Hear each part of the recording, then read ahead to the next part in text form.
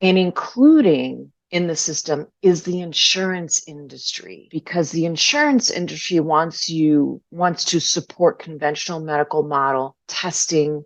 They want to support drug treatment because it continues to help them to raise their rates. And you know how hard it is to get them to pay. And it supports this whole system. So we have been living in this system for 50 years or more.